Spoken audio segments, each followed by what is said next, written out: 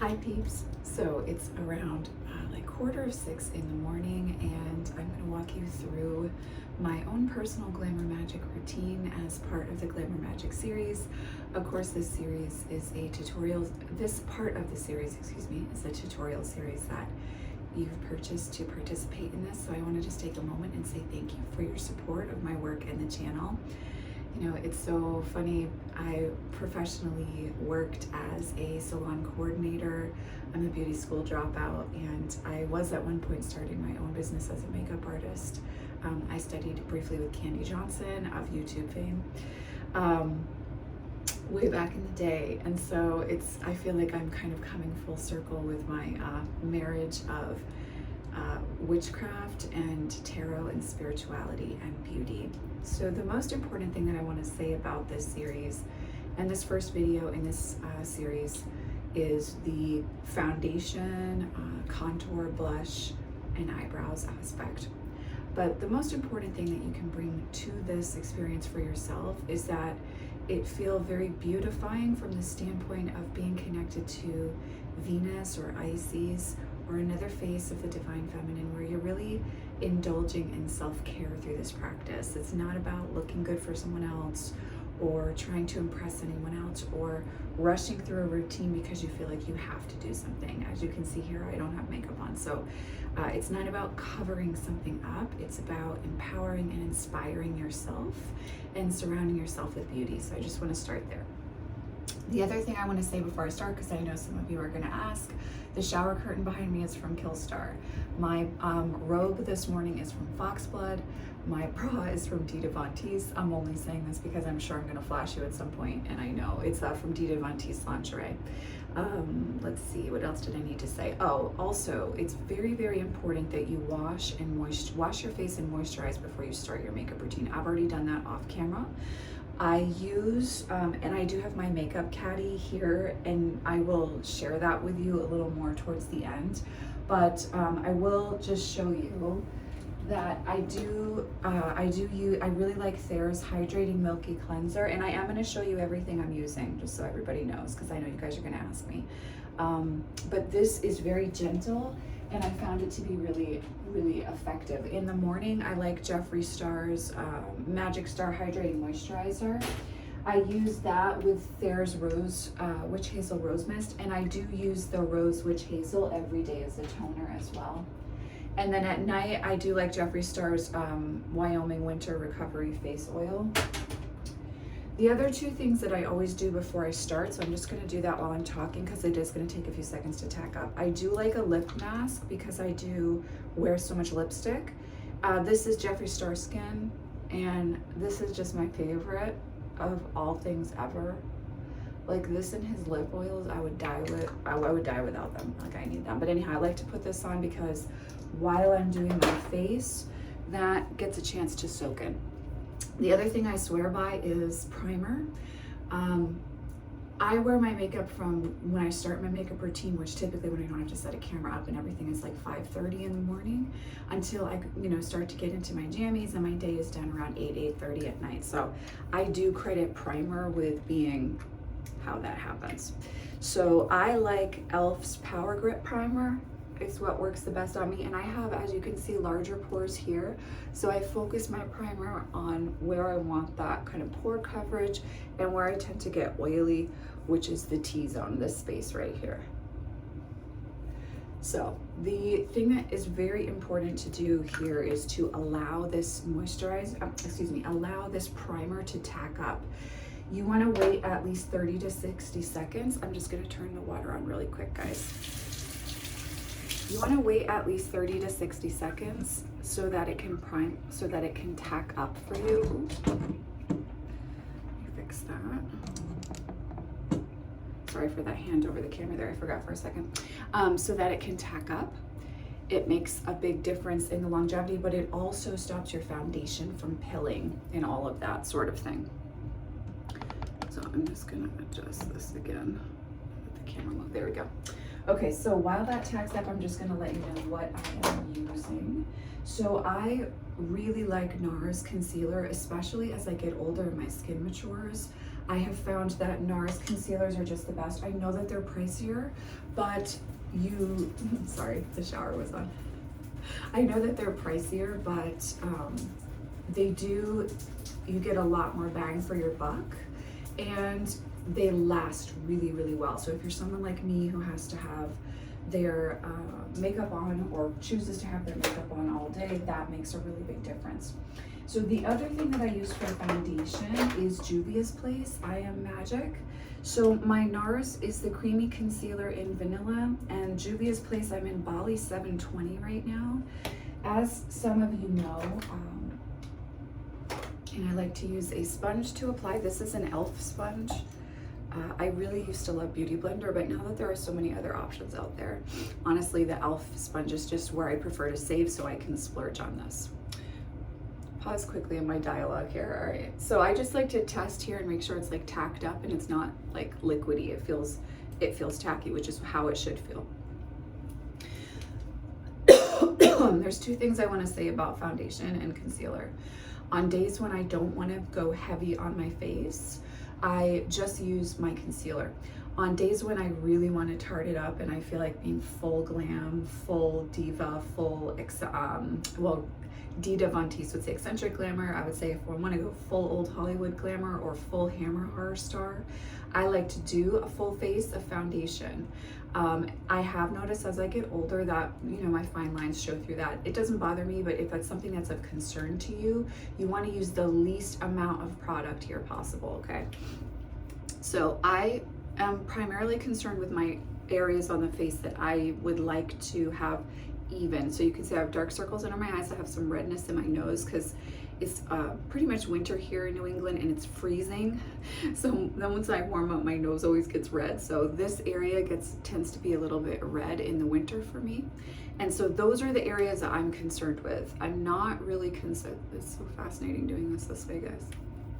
I'm not really concerned with like slathering my whole face with the concealer. So I always just like to start with concealer because some days, honestly, I just use concealer.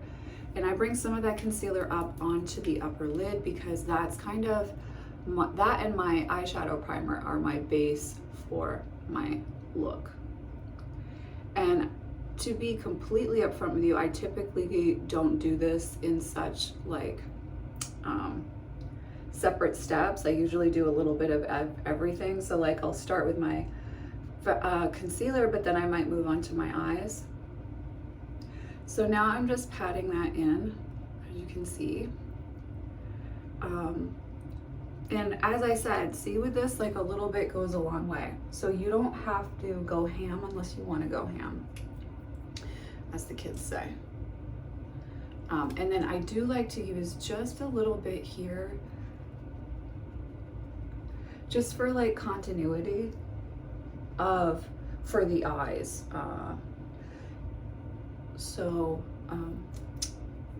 Now I'm just kind of checking like, oh, I think I need a little bit more concealer here.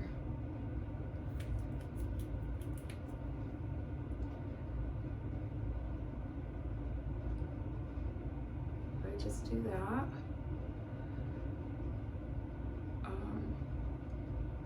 And then I do have 2 sunspots here, and I have some melasma from when I was pregnant with my son that still has stayed around my eyes, so I like to just do that. So to be completely honest with you, like this is where I tend to stop if I'm just having a regular day.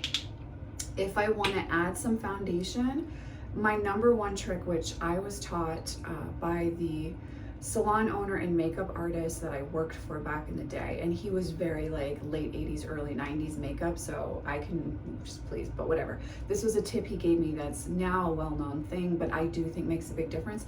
You put your foundation on the back of your hand. You kind of want to consider in makeup the back of your hand like your palette, like a painter would have a palette for their paints. As you can see, I used very little. This warms up the foundation, which makes it easier to apply. So on a day that I want to go full glam and I want to do all the way, then I'll do the same thing. So I'll go in.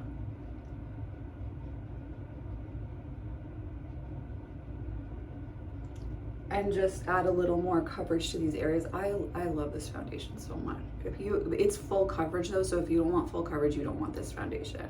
It's also, I like matte because I love that like 50s Hollywood look where the face was very powdered and matte, and you know, the real intensity was saved for lips and the little pop of color that you might put in the eyes. So now I'm just lifting my bangs, which, good morning, 5:30 in the morning bangs, or my fringe, as the Brits would say. It's a nice little interesting thing that my hair did right there. So this is it. Like, it doesn't need, and you can see while I feather it out to blend here, but I'm not like caking it on. That's just how I like to do my foundation. So I kind of leave this here because I like to play with color around like what I'm going to be doing for my eye makeup, because I really let that be inspired by the day. Maybe it's the card I've drawn in the morning that I'm thinking about, or specific colors I want to play with, a deck I'm working with that I love, some artwork I saw that really inspired me. I'm always thinking about those things, and so I kind of consider that, again, this is my palette, so I'll play with different colors. And I do have to say, because lipstick is my main like favorite thing when it comes to my makeup routine, I'm taking out some powder now. This is the Airspun Loose Face Powder by Coty. This stuff is epic. It's legendary. It's been around since 1935. I mean, I wish all packaging looked like this shit. But anyhow, I'm about to powder my face. I'm gonna hella powder my face. That's how I choose to live my life. That's my journey. You don't have to powder this much. I just like to, and it brings longevity to what I wear. So as you saw, I tapped. And now I'm gonna go in under my eye with my little puffer sponge here. Not puffer sponge, puffer pad. And I really like to focus the powder here because if I get any oil, it'll be again in that T-zone. Oh my God, this stuff smells so good. It is scented, so if you're sensitive to scents, I wouldn't go with this one. I have to say, this powder is, I've used some high-end powder over the years. Now I'm going in with a brush to really pack and set what I did there. I have used some high-end, like I've used Makeup Forever's powder. I've tried Jeffree Star's powder too, both of which were pricier investment points. None of them lasted as well as this. And my honest absolute favorite powder ever was made by L'Oreal, but they just recently discontinued it, and like I can't find it anywhere. It was a loose translucent setting powder. If you're paler like me, I would say definitely go translucent, especially if you're going for an old Hollywood look. Don't go with like a tan or a really dark powder unless your complexion lies more along those lines. Okay, so that's concealer and foundation. The next things that I'm gonna do are contour, blush, and I'm gonna do eyeshadow. So for contour, I don't go crazy with my contour. I really want it to look old Hollywood. So I want it to be more reminiscent of the way that Liz Taylor contoured her chin, and more of like setting of the face, kind of similar to like Betty Grable or Marilyn Monroe. So I like the KVD Shade and Light Contour Palette. It's just what I found works the best for me, because typically I'm super, super pale. What I meant to say earlier about my foundation is, prior to my son getting older, as you guys know, I'm like deathly pale typically, but because Vincent is so active, I spent all of the last 2 summers outside, and even with sunblock on, I got super tan. So my foundation and concealer are a little darker than they typically are right now, and this summer they were like the darkest that I've ever had to use. But if you're trying to color match, you do have to get different shades for different seasons. If you go outside a lot, it's just kind of how it is. This is a Melt Cosmetics brush, and I'm dipping it into the lightest contour shade, and I really tend to focus on my chin. Again, I really love the way that Liz's artist contoured, Liz Taylor's artist. Anytime I say Liz, I'm talking about Liz Taylor, because she's my life. I really love the way that Liz Taylor's artists, and Liz herself, because Liz did her makeup too, contoured her chin. my face is similar in that I have a lot of roundness like Liz. So now I'm going into the side. Now what makes a difference here, guys, is you gotta blend the fuck out of this, okay? You cannot slap it on unless you're going for that look. If you're going for more of a drag look, like Trixie Mattel, then yeah, cut it. But I don't cut it because I want it to look really soft and natural in the light, especially when I record. So now I'm just contouring my nose. I like to use a wider brush for this because, again, I like it to be soft. I don't like it to look like I contoured like crazy. So see, like there's a little bit there, but it's not a whole ton. Okay, and now for this part, I have a very high forehead, as you can see. If you do not have a high forehead, you don't need to worry about this part. But you'll notice everything I do, I'm blending. I think the difference between a look that's done by, I don't know how we would say that, I don't know. I guess people would say, oh, it looks like you know what you're doing, right? Versus if you're unsure and you feel a little awkward and uncomfortable, the biggest difference I've noticed over the years, like when I would work on women and what I would do compared to what they were doing at home, is that I take the time to blend. My makeup routine in the morning is part of my Magick. So now you can see I'm blending up so I don't have separate cuts, right? My makeup is part of my spiritual routine in the morning, and I like to take time with it. It's my meditation. I talk to my gods, I think about my day, I play with color, I feel inspired, I think about content I want to create. My son's still asleep, so it's nice and quiet in the house. I usually have a big old fat cup of tea, and I'll light a candle. Either the candle's in front of my altar or it's in the bathroom with me, and it's just like part of my beauty time. So the blending piece is key, and it's what makes a difference in daily life. So that's the Kat Von D Shade and Light Contour Palette. I think they only have this one. I don't think they have different colors. Okay, I'm gonna move on to blush now. I won't lie to you guys, like I'm really fucking picky about my blush, and I'm a little bit of a snob with my blush because I actually think it's a super important part of your look. This is another Melt Cosmetics blush. I don't know the numbers for these brushes because they came as a set, and like the good tourist that I am, I waited until they went on sale, and 100% this brush set was worth it at the sale price. That is not what I need.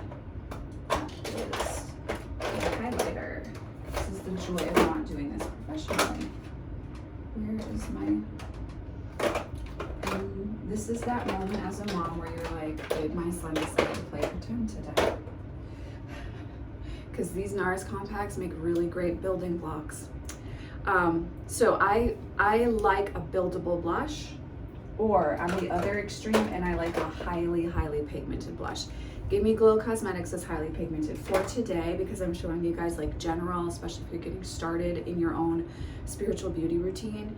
I'm gonna go with the NARS. This color is Impassioned. Please remember that I'm super pale, so I don't need like a super intensely pigmented blush. This is like a soft, soft pink. So what I do is tap, tap, tap, tap, tap, tap, tap, tap to build up, because this is a buildable blush, which means I'm gonna put a lot of layers on. Then I check my color payoff here. Okay, so I see I still have a long way to go, so I'm okay. Now, this is where the difference comes in. So I'm gonna come in a little bit closer.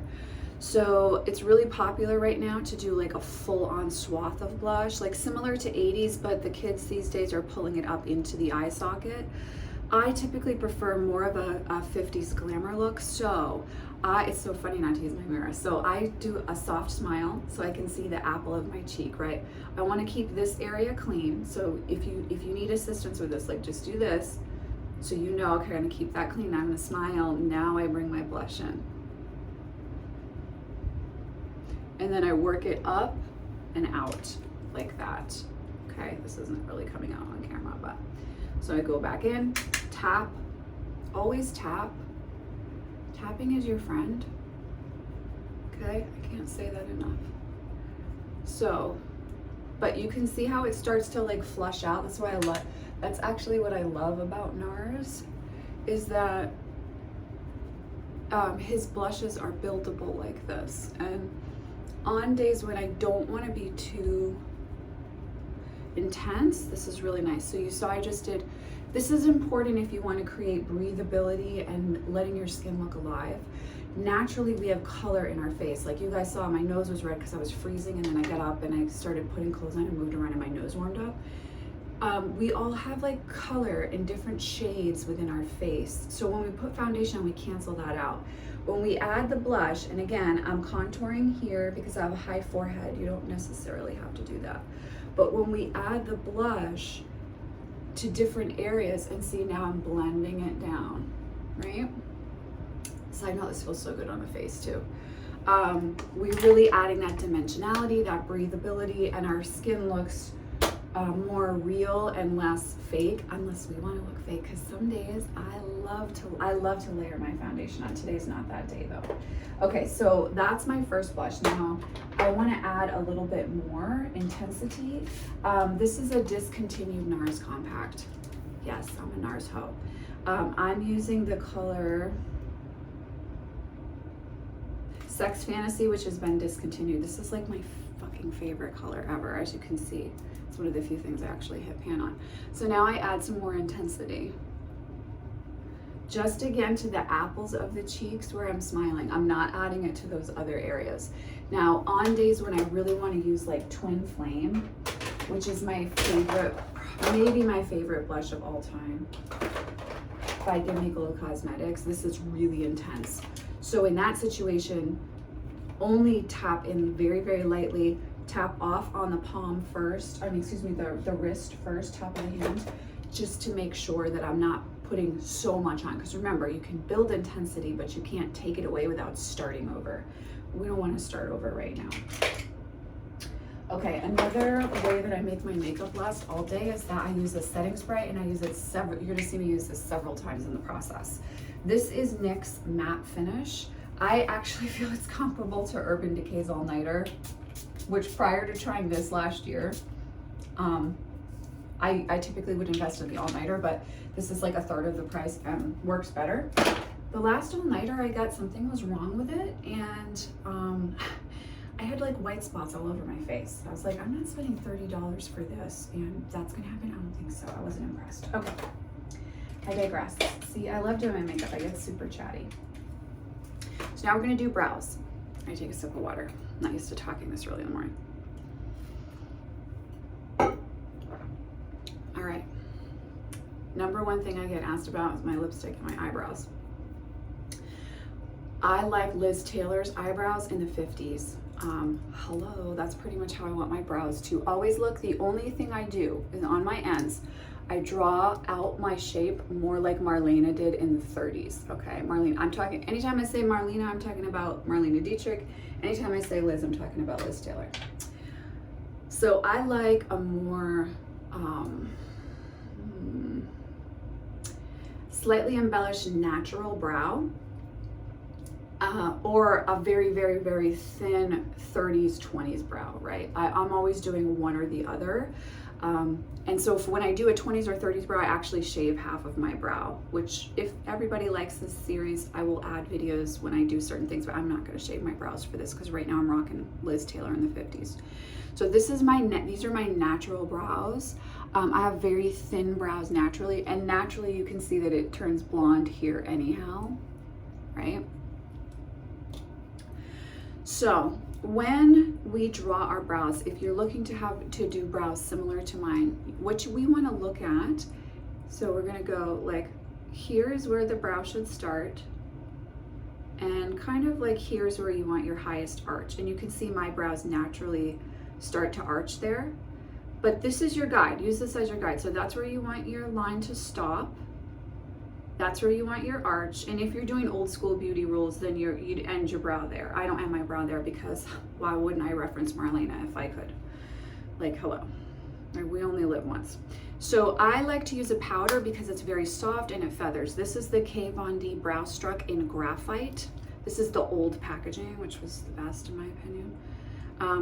And I always do less intensity here because naturally, look at our brows. Naturally, they're softer here and they get more dense here. So I want softer here. So I start with a powder and I finish with a pomade. So the other thing that I do, and I'm just trying to see how I can correctly show this in the camera, is I make an arch. I'm just gonna look here and do it, and then I'll show you again. I craft my line. Do you see how I just popped my line in? Soft here, then I intensify my hold on the brush, right? So see how I'm holding the brush down here? That gives me a softer intensity that I can build, right? So I do that, then I start to bring it in, right? So there's my arch. Now, you could, if you wanted to do more natural, you could stop there, right? But I don't. I wanted Marlene Dietrich in the 30s reference, so I like to bring it all the way out like that. Again, that's personal preference. Also, because women get really, well, anyone that's doing this makeup, I just need to not talk during this part except to say, so now I'm starting to feather in. See that? See how I'm, and now I'll go up. Okay, so that's mapped out my shape, right? Now I'm gonna go in with my pomade. This is Anastasia Beverly Hills. Yes, I'm old school. This is the Dip Brow Pomade in Granite. Now I don't put anything up there. What I do is I intensify my arch here.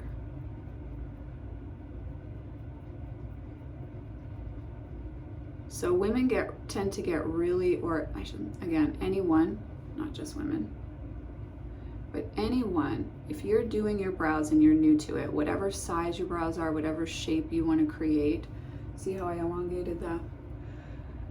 Women tend to get really nervous around, like, how do I make them look the same? No one's body is perfectly symmetrical, okay? So your intention isn't to make your eyebrows look the same as we used to say back in the day when I was doing makeup professionally as well. They're sisters, not twins, right? So, oh, and the brush that I'm using is a Kat Von D 70. This is old though, I don't know what they call it now. So, your eyebrows are never gonna look exactly the same. Naturally, they don't look the same. So you're not trying to make them look the same. You're trying to give a nice, soft expression to the face, right? So you want them to look close, but not completely, let's see, how can I? So remember, I map out the bottom, right? And then I map out the top. And this brow's a little bit thicker and she likes to go in thicker as well. So right there where I went a little bit too thick, industry trick, just dampen that. Obviously don't do that if you're working on someone else. But see how, like, you make a mistake and then you just fix it. It's not a big deal. Always have Q-tips on hand.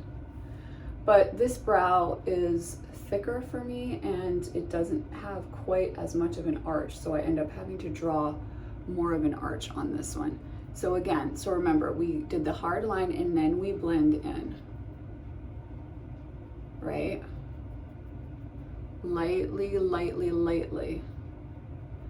And also remember that my pomade did not go into this inner area. I don't want it in my inner area. And I just need to check myself in my mirror. Okay.